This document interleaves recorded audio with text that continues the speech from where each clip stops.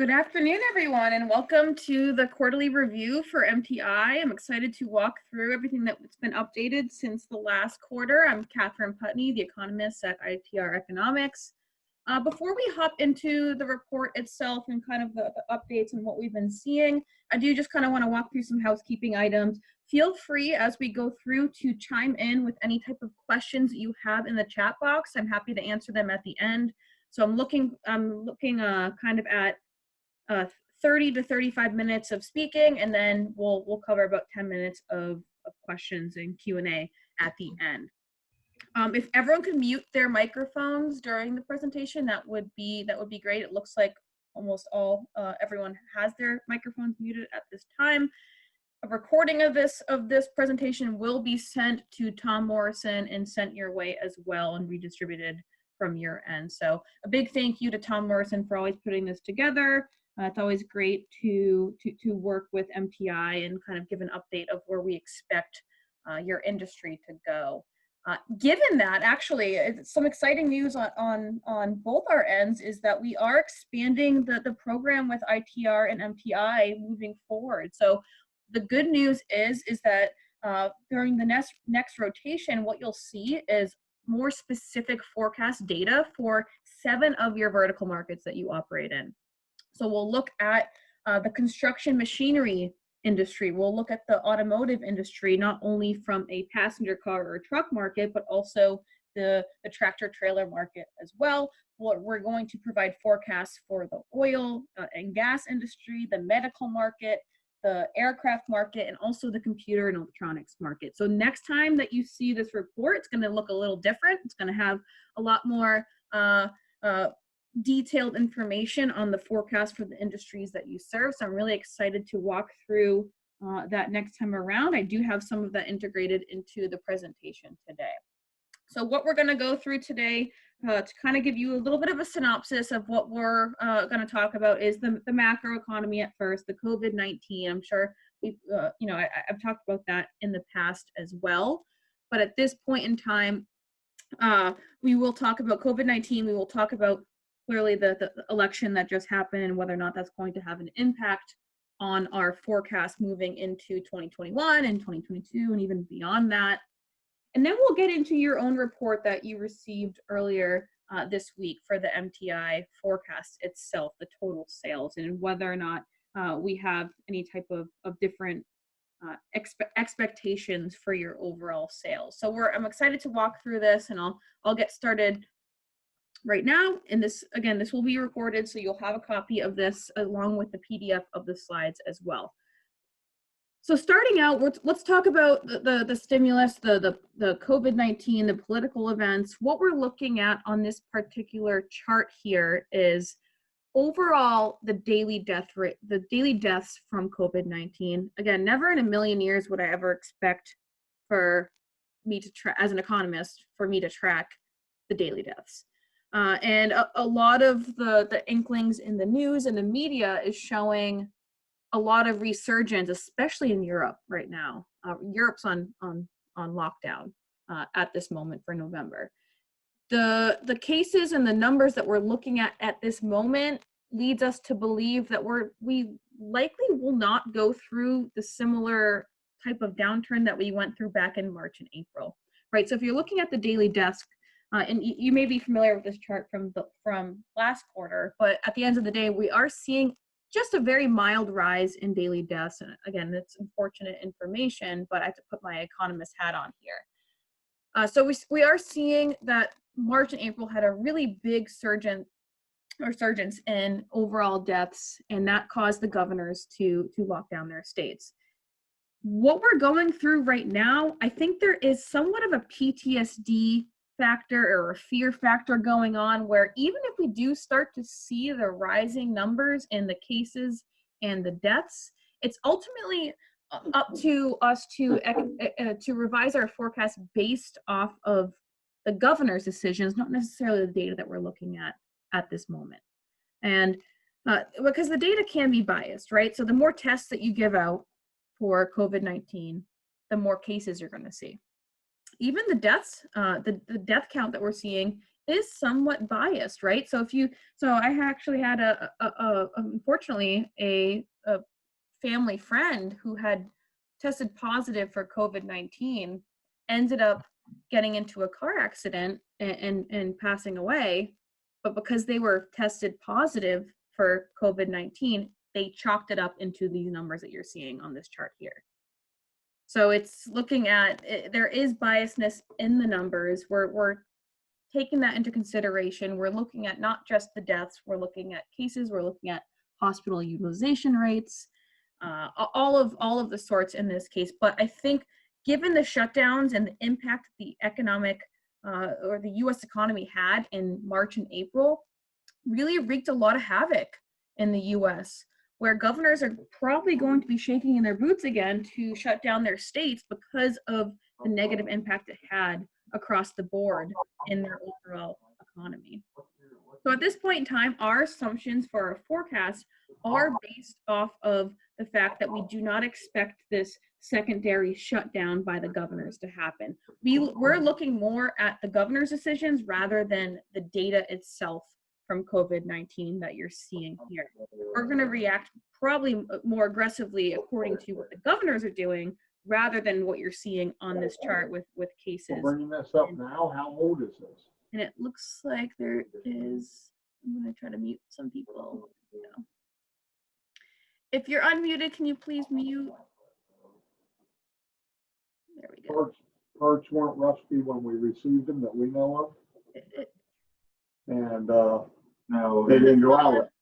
No, they didn't put no one go out. Seems that someone is unmuted at this moment. If you could go ahead and mute your microphone, that would be great. I saw any kind of rust in the part.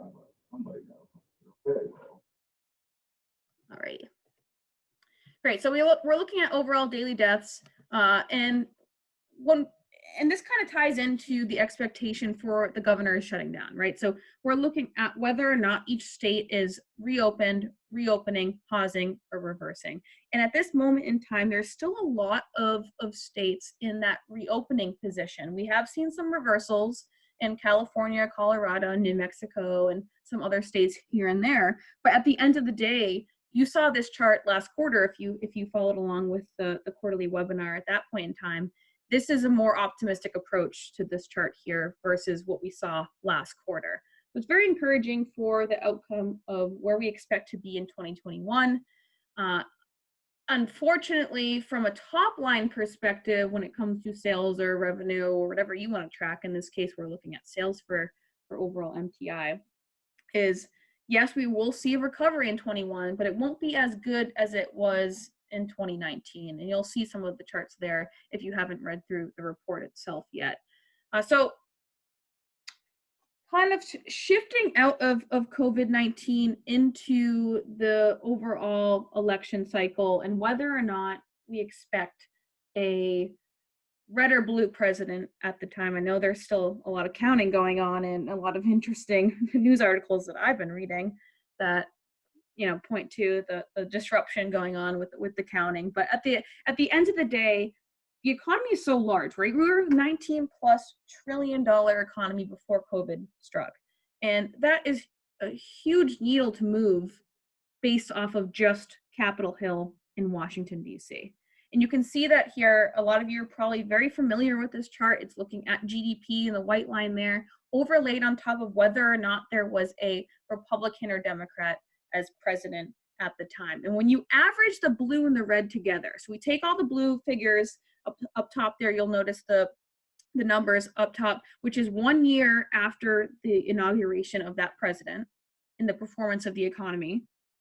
And we average those together and they're nearly identical, which goes to show that it's not up to red or blue. It is up to legislation, policy. This is why the title of this chart is Policy versus Politics, is we at ITR are politically unbiased. We do not take a stance on the performance of the economy on whether or not there's going to be red or blue.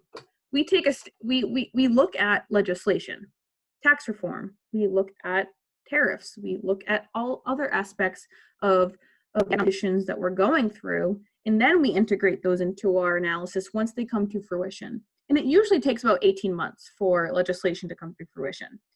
So we can't say that that red or blue is going to drive the economy up or down. There are certainly tactics that can be made to drive numbers in certain directions, but at the end of the day, it's up to policy, not politics. And that's going to take some time for that to get through Washington, D.C. and Capitol Hill. And this is just looking at the presidency, not necessarily the Senate and the Congress. We're currently doing some research on that at the moment, and we're excited to show you some of the figures and the outcome that we have on that aspect. But at the end of the day, we're just looking at there not being an exact relationship between the presidency and the performance of the economy. All right, so let's get into some macroeconomic trends. The overall industrial production trend, which is, I believe, the first indicator in your actual quarterly report, we're looking at overall U.S. industrial production. Very similar story to paint that I was mentioning earlier, where Oh no, turn it down. I'd have to leave. Going to see, I believe someone is unmuted. We are going to see a general rise and a recovery as we head through the next year or two. But if I drew a line across the board from 2019, that peak that we went through, drew a straight line across, we're not going to hit that till 2023. So there could be some right sizing actions going on internally from your end to achieve the most profitable results in the future, because we're not going to see that type of activity that you likely have felt in 2019 and 2020. And it's very different on which end-use markets you're serving. There are certain industries that are faring better than others. That's the whole purpose of why we're expanding this program, to identify which industries are doing better than others. Right now, we're seeing oil and gas pretty down at the moment, but the computers and electronics market has been growing, which is really exceptional. So it's saying, do I need to be putting my eggs into those particular baskets as I head into the next year to gain that market share, to beat what the market is suggesting at this point in time? So notice that the diamonds that you're seeing there is overall U.S. industrial production from a top line level. Yes, it has recovered. It reached its low point. You'll see that from the V shape you probably hear in the media a lot. But we're not going to hit those levels that you probably saw last year for quite some time. So it is about right sizing. It is about training up, cross-training staff, things like that to prepare for the rise at that time, but also from a top line level, not reaching those 2019 levels. So what's telling us that 2021 and 2022 will be better years ahead? It's the leading indicators. And what we're looking at here is a handful, it's not all of them, it's a handful of the leading indicators that we track for the industrial economy. Everything from the ITR consumer activity leading indicator down to the housing market and export trends in the overall world. And they're all in rise. And I showed this chart last quarter, I believe, and there was 4 in the decline in the red at that point in time last quarter. They have now transitioned to rise. So it's really, really music to my eyes, I would say, to see a lot of the green pointing to that rising trend right now. A big thing that I've been getting lately from just conversations with a lot of the business leaders out there is pricing. How should I be negotiating my pricing at the moment? Should I be passing on my typical price increases to my customers or clients? Should I be less aggressive with them? Should I be renegotiating from a supplier side to figure out how I can potentially gain margins on that end? And what we're looking at here, and if you heard me speak about 1.5, 2 years ago, I would be telling you, or my mouse is hovering over, to raise your prices, raise your prices, raise your prices, because the blue line, the producer side of things, which means the cost of doing business, not just from a material cost standpoint, but also a wage inflation, the cost of your overhead, the cost of leasing, all of those aspects go into that blue line there. And if the blue line's above the orange, that means you're losing margins. So at the moment, if we go all the way more to the right side, what this is saying is that producer prices are actually contracting 1.2% year over year, whereas the prices that you're passing on to your customers, your clients, are up 1.4%. You can gain market share here, or you can gain margins because you're able to negotiate on the supplier side. And we're seeing a lot of the suppliers actually come to for more toward near sourcing than outsourcing. That's a big thing that we've been researching lately, is looking at the demand for near sourcing rather than outsourcing. And the article that I read said that a lot of the U.S. manufacturers said they're willing to take a 10% hit to their margins to near source in the U.S.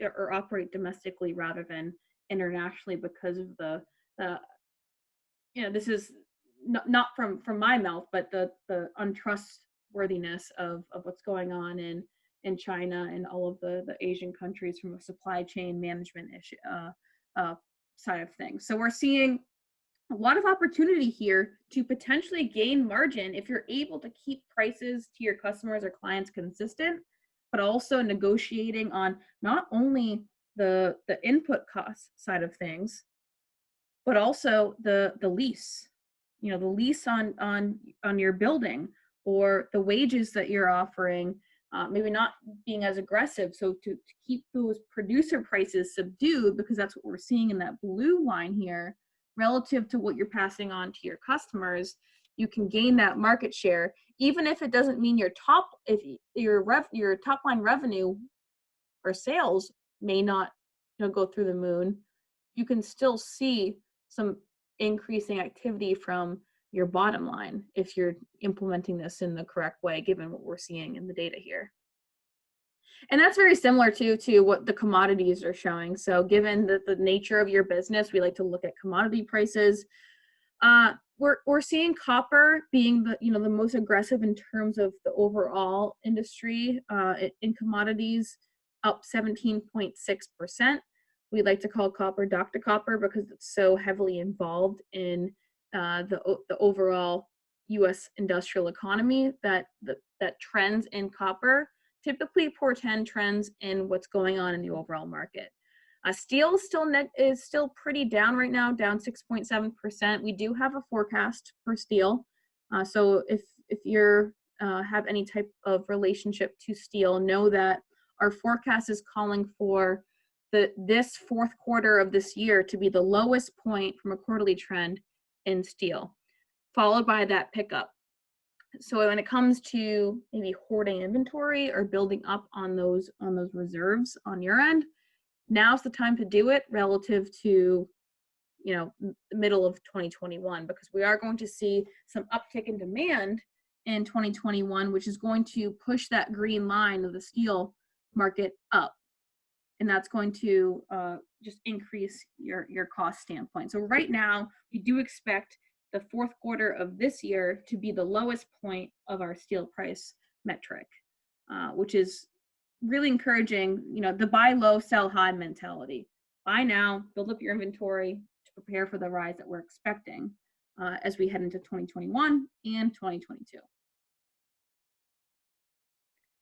You've probably heard multiple times me talk about the prosperity and the age of decline that we're calling for this 2030 depression.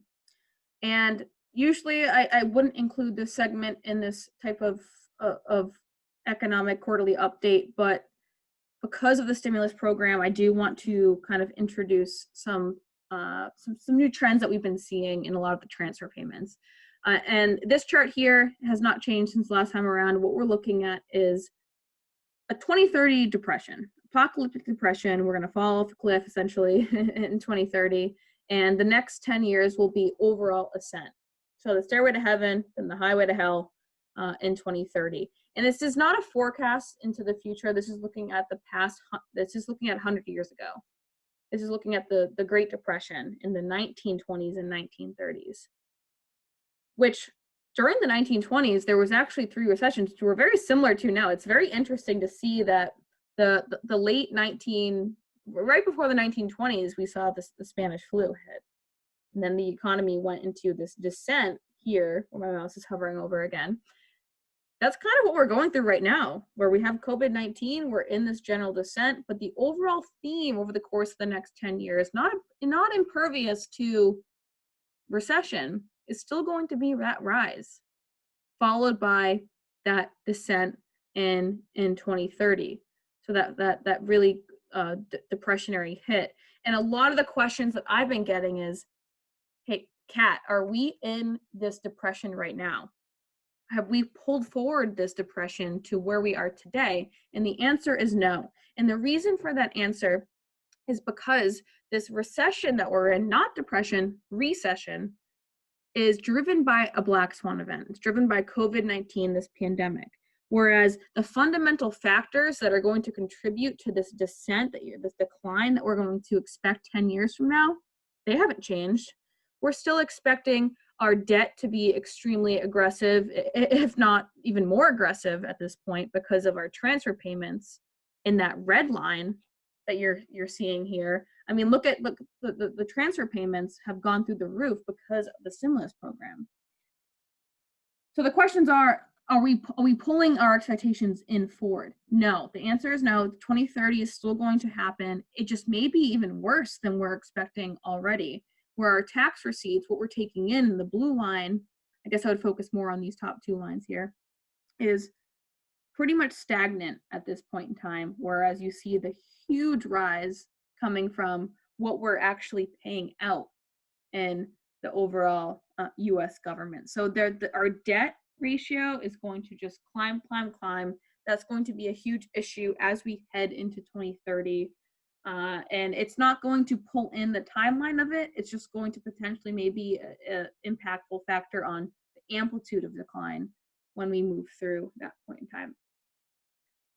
All right, so that's most of the macroeconomic content. Again, feel free to chime in with questions if you have them in the chat box. If you go up to the more section, you can see the chat function there. Let's look at some industry drivers. So your overall businesses relate really well to the industrial economy. What's telling us that you're going to see this turnaround from a business cycle standpoint? Well, one of them is the industrial capacity utilization rate. We are seeing that we reached a low point in that green line. It is a leading indicator by 6 months. We are going to see that turnaround. That utilization rates, not great right now, but still better than they were, at the deepest point of this pandemic. And we've seen that turnaround happen, which is driving our expectation for that rise in overall the industrial economy. Now, getting more granular with your particular markets, what we're looking at here, let's look at automotive. And gosh, I can't remember how long I've been speaking to MTI for, but I know that I've been talking about the riskiness in the automotive market for quite some time, and that is evident in the data that we're seeing here. We're looking at the overall light vehicle retail sales in blue versus light vehicle production. Very similar pattern. They pretty much move together. And at the end of the day, they've been pretty much, with the exception of a few months here and there in 2019, contracting year over year since 2017 from a vehicle market. And that's something that I've been talking about since I started speaking is the trends that I'm seeing in automotive, with the delinquency rates above their 10-year average, the inventories building up, the production's down, the retail sales are down. Those are both of the trends that you can see visually on this chart here. Really showing a lot of negativity, and the title kind of explains it for itself, but consider diversifying the automotive equipment that you potentially, or that you serve, to tailor it to potential other industries. You'll see shortly in the next couple of charts, the computer and electronics market, the e-commerce industry is doing really well right now, whereas automotive is just, I don't want to say it's a bubble, because we saw the bubble 10 years ago in the housing market, and since then the US government has since corrected itself to make sure that there's oversight now in making sure that this bubble in the housing market doesn't happen again. They didn't do that for the automotive industry. The automotive industry does not have the same oversight the housing market currently has at this moment. So you do see 7-year loans. You do see people with very low incomes being able to go out and get a Ford F-150 at $30,000 when they don't make enough to support that payment. So I think there is some risk going on in the automotive industry, and you add in the fact that people are moving out of the metro areas into the suburbs and things like that is really contributing to the negativity that we're seeing in the overall automotive space. So definitely I would consider the trends that I'm seeing here aren't poised for a whole lot of growth. And again, if you heard me speak a year ago, I was saying the same thing, and that proved to be evident in the data that we've been seeing lately. All the way to the right here is that production is down 22.6%. The medical industry, this is very interesting because I guess it depends on what type of industry you serve or vertical in the medical industry. So we're looking at medical equipment and supplies production. And this is going to be, you can see the forecast there in the circles as well as the diamonds. The top part is the business cycles, ups and downs. Is it growing year over year? Is it contracting year over year? The bottom part is looking at the top line level. So the actual volume of production for the medical industry. And at the end of the day, and from what the research that I've done, is the negativity is not coming, it's not coming because of COVID shutting down shop. It's coming from the cancellation of elective surgeries. A lot of people are afraid to go into the doctors. We're seeing hospitals being so busy right now with COVID patients that they don't have the time, they don't have the profitability. Seeing a lot of lack of profit in the medical industry to invest in new equipment, to invest in the type of products that you may serve. So at this point in time, we're not seeing a whole lot of optimism coming from the medical market for at least the next year and a half.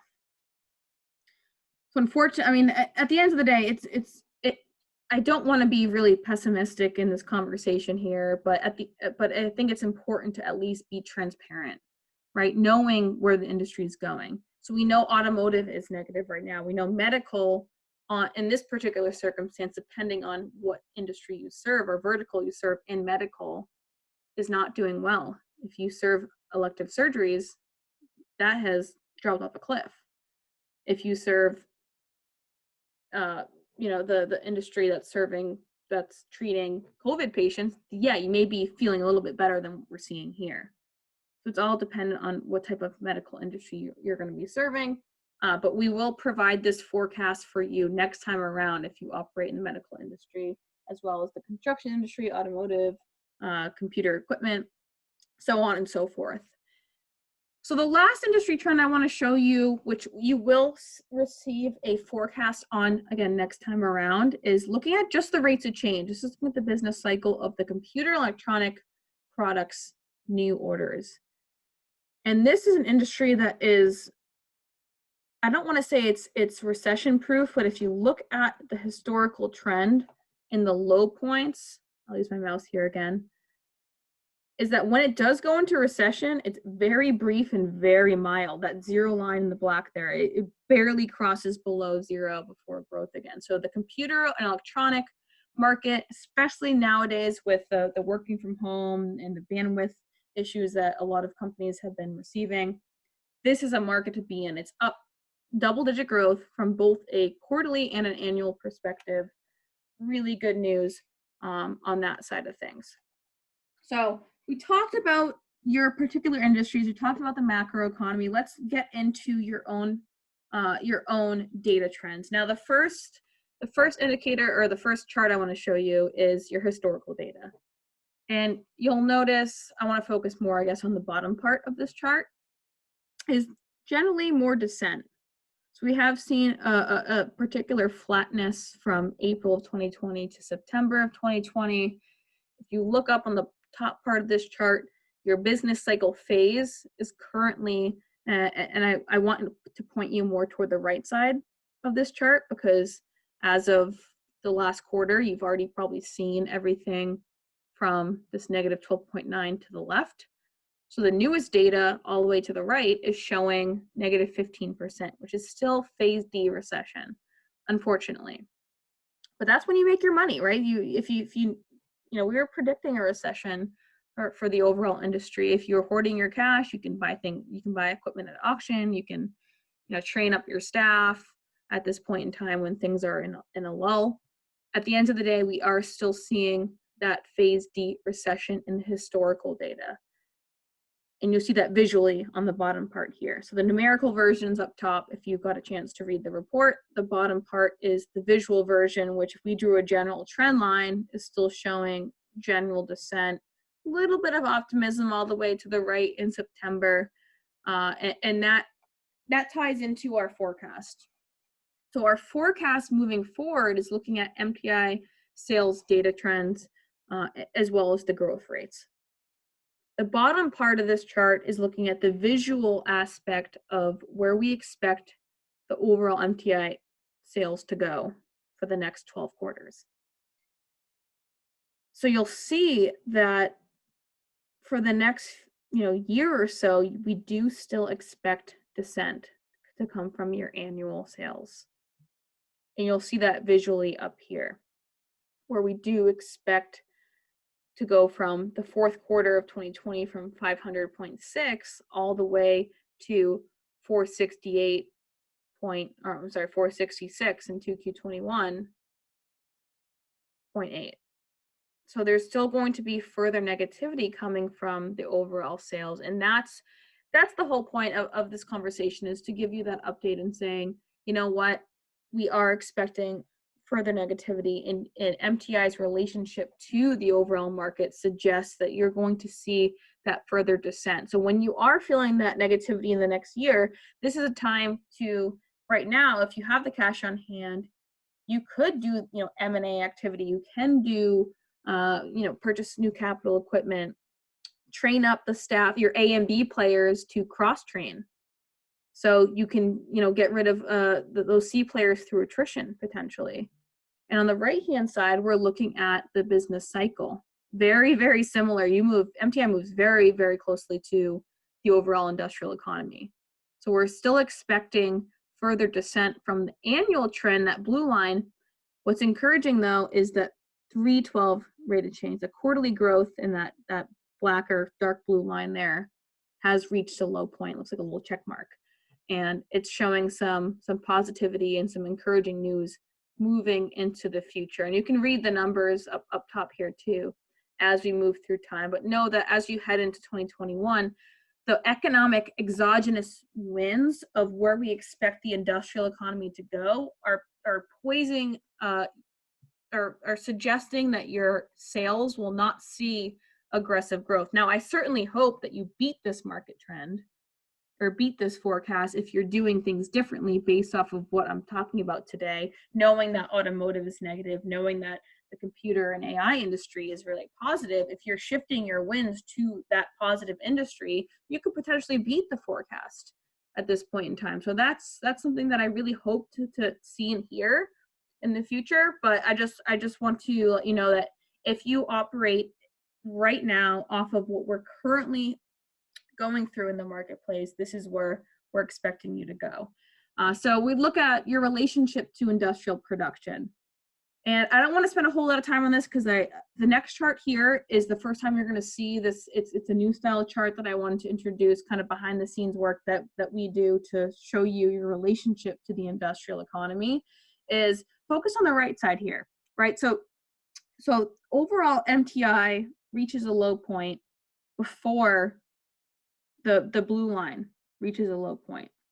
What this means is what we're going to do is we're going to shift that blue line to the right by 3 months to match up these lows and match up these highs more accurately. So what that does is that gives you an idea of, okay, so MTI in general lags the industrial economy by a quarter. So what happens today in industrial production happens 3 months later in the overall industrial economy. And this is what's showing. So you'll notice this is showing MTI average monthly sales in the green, the blue, against the overall US industrial production index. And the green line has been shifted to the right by 3 months. So now if you look at the 2009 recession, those low points here, and I'll go back to kind of explain that, you see the low points don't match up all that well, or they don't line up perfectly from when we're charting this in real time. But when we move forward and shift the industrial market to the right, now this lines up a lot better. You can see the low points and the peaks following suit. So what happens today in the industrial economy means we're going to see that happen in your business 3 months later. And we also have a forecast for industrial production, which you're seeing visually on this chart here. Same thing goes for the non-defense industry. So this is B2B activity going on in the overall marketplace. Very similar directionality of the industrial economy as we're going to see a little bit further descent before we see that rise again in the overall economic circumstances. We're not the piece of, I guess, positive news from this side of things is mortgage rates. The Fed funds rate is expected to stay pretty much flat over the course of the next few years. So cash is cheap right now. Borrowing is very cheap when it comes to new business investment. It's all about is the demand there? Are you seeing the new order activity from the sales side of things to actually warrant going out and buying new equipment? At the moment, the demand isn't showing itself quite yet. It is starting to pick up, but it's still considerable to kind of think of, should I be buying new equipment right now, even if I don't need it, because it's cheap money, cheap cash at the moment. And that's what we're seeing from the B2B side of things. So when we talk about our forecasts, what we've discussed so far is that 2021 will be a better year, but from a top line level, it's not going to match the record high activity that your business likely felt from 2019. So there is that right sizing meeting that has to happen. There has to be that conversation of, do we need to be right sizing? Do we need to be cross training? Do we need to be investing in capital equipment if we're beating the marketplace and letting that equipment sit right now, even though the demand's not there? So a lot of these assumptions, all of these forecasts for the overall macro economy are based off the assumptions that we aren't going to see the governors shut down their states again. And I won't read through this verbatim, but a lot of these assumptions that we are making for the overall economy are under the assumptions of what we're seeing here, is that governors won't shut down their states again, that we're continuing to see some really encouraging trends out of the leading indicators, which is what we're seeing so far. The housing market right now is actually doing extremely well.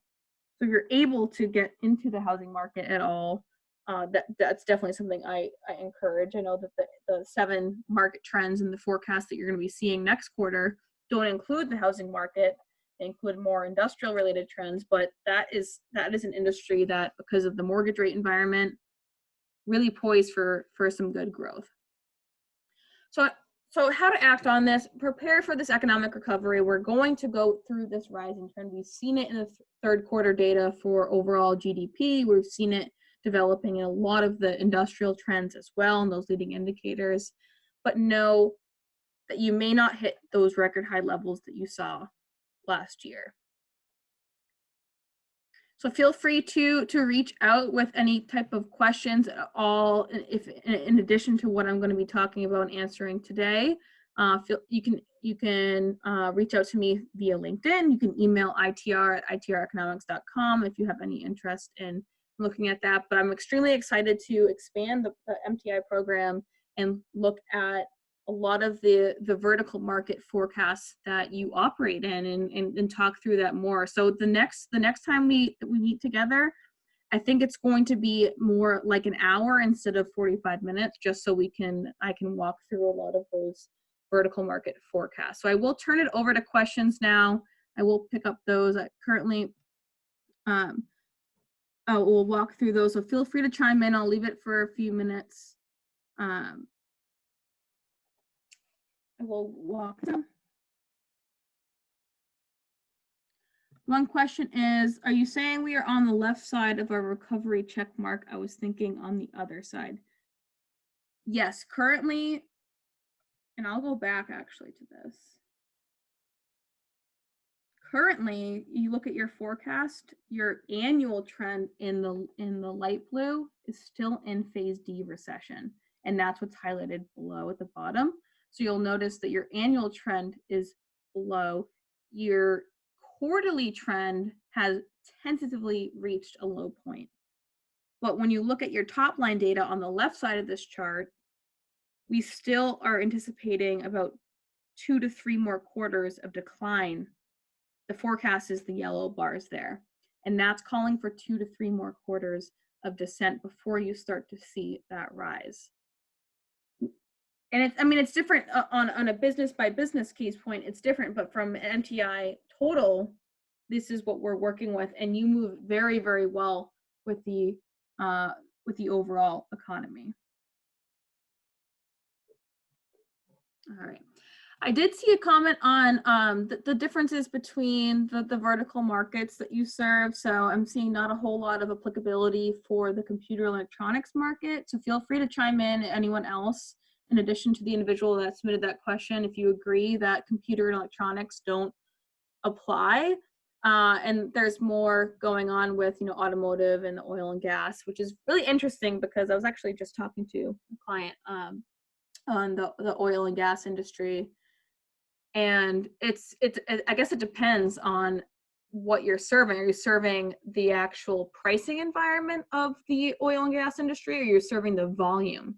Because the volume's suffering less severely than the actual pricing. So pricing's really low right now because of the oversupply and the lack of demand. But if you think about, you know, I was on a flight yesterday, you still need to, you know, fuel up your aircraft with the full tank of jet fuel to get from point A to point B. So that's still requiring the same amount of demand. So it's interesting to see the type of verticals that you serve, to see what upstream or downstream trends that you are seeing.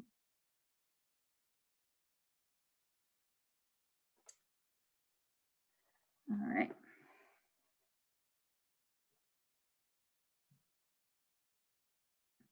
I'll leave another minute or two for additional questions. I see a comment on what's going on in the aerospace and defense industry. So defense is definitely outperforming the non-defense sector. That is something where we think is going to be an area of opportunity in 2021 and 2022, maybe not 2023.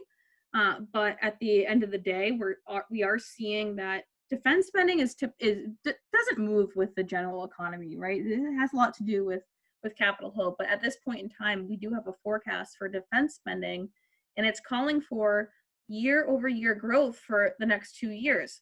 So from a business standpoint, yes, direct your energy toward defense spending, direct your energy toward computer and electronics. I know that we mentioned that you're not as heavily tied to that, but that's an industry that's doing pretty well. Anything AI related, given the bandwidth challenges that a lot of businesses have been going through, given the stay at home, the working from home life, has brought a lot of opportunity in that realm of the U.S. economy. Great. So I'm sorry, I'm just reading through these charts. So upstream oil, it's very interesting. I actually did some research recently of upstream oil, and I tried to get the furthest upstream I possibly could. And I said, okay, what is the most initial step in the oil industry to see if that could portend some trends downstream? And what I found was I looked at frac sand and who were the biggest, the main producers of frac sand, because they, you need frac sand to go to the rig, and you need that frac sand to pump it into the active rig to produce the oil. So I looked at the frac sand industry, and it follows very similar to the overall oil market, but at the end of the day, we are still seeing that relative negativity going on in the transportation of frac sand. And that's a really great indicator that we track on our end. Essentially, it's I would say it's silica, but we do look at the upstream oil industry, and in this case, what we're seeing from the MTI division is looking at you lag the industrial economy by a quarter. So what happens today, if you pull up the Wall Street Journal and you see that the economy is performing great today in the industrial world, you're not going to feel that till 3 months later. And it's about making that mental shift. And that's what this next, let me see, this chart shows. So that green line is shifted to the right by those 3 months.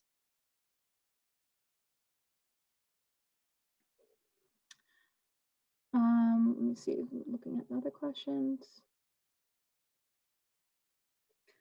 One is, do you foresee a K-shaped recovery if COVID deaths rise again or government shutdowns occur? So there's you hear a lot in the media, right? The V shape, the U shape, the K shape. And I think in this case, the K shape will likely occur, right? There's going to be certain industries or certain individuals that benefit from COVID versus others. We are seeing it right now where at this point in time, the wealthy are benefiting because they're likely not losing their jobs, whereas the lower, the lower end wage jobs, the waitresses who have seen the cash in their pocket and aren't educated enough to essentially save that money to repay the postponed debt, not necessarily the deleted debt. It's not that debt hasn't disappeared, it's just been postponed. Is that K-shape going on? Is there's going to be certain markets that are poised for growth, certain markets that are poised for negativity, and I would concur with that K-shape, is that we are seeing certain areas of opportunity. But it's very interesting because the conversations I've had with a lot of people are saying, even during this downturn right now, with unemployment as high as it is, I still can't find people to work. Still cannot find the people to work for me. And that's interesting because, with unemployment, the figures that I've been tracking, you would think that there would be a lot more opportunity going on for individuals going to find jobs, but employers just can't find the people. So when it comes to the potential, as of right now, our forecast is based off the assumption that we haven't seen this second stimulus yet. And it could very well be the case where we do see a second stimulus. At the moment, our current forecast that in everything I've walked through today so far is based off of the initial stimulus and not assuming that we're going to see a second. If the second occurs, we may need to bake that into our expectations, but at the moment, our forecast that you're seeing today is under the assumption that we won't see a second stimulus, we won't see an aggressive vaccine happening, that we'll just slowly fade out of COVID. So if those things change, we'll let you know. We'll keep you updated. I know we do these reports quarterly, and that's something that I'm willing to talk about and be transparent on. At the moment, no, we do not anticipate a second stimulus in this forecast that we're seeing.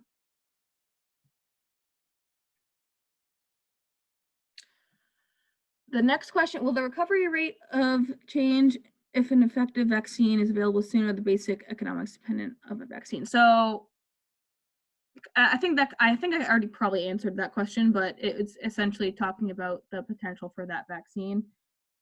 Our assumption right now is that we will not see a vaccine and that COVID will slowly and surely fade out. So if we do see a vaccine, that could exacerbate the recovery process of the economy if that happens. But at ITR, we don't forecast based off of assumptions or speculation. So at the moment, there's speculation of a vaccine, but we're not going to build speculation into our forecast. We like to see the hard data points. We're very data driven.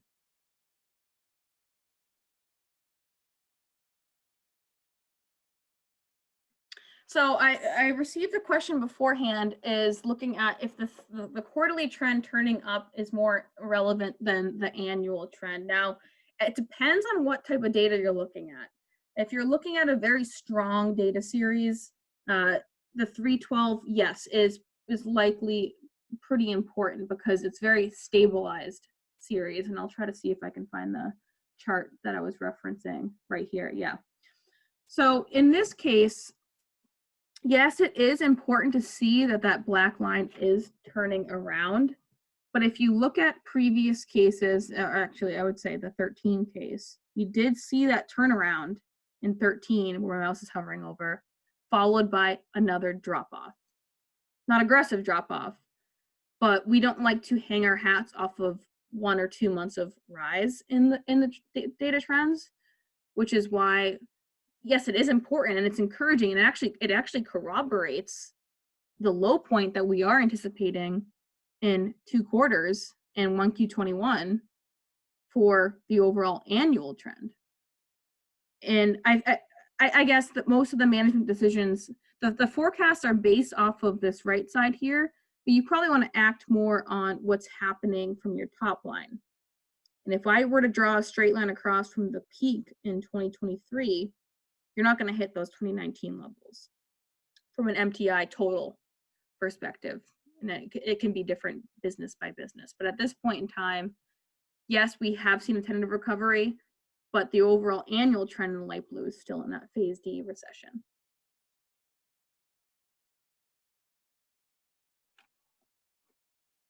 All right, it looks like that was the last of the questions. If there's any other questions at all, feel free to reach out to Tom. Again, a big thank you to Tom Morrison for setting this up.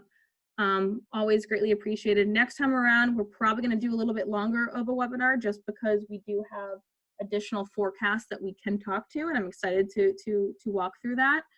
So feel free to reach out to Tom or myself with additional questions in the meantime, and I really appreciate everyone's time today, and I hope you have a great rest of your week and a great weekend.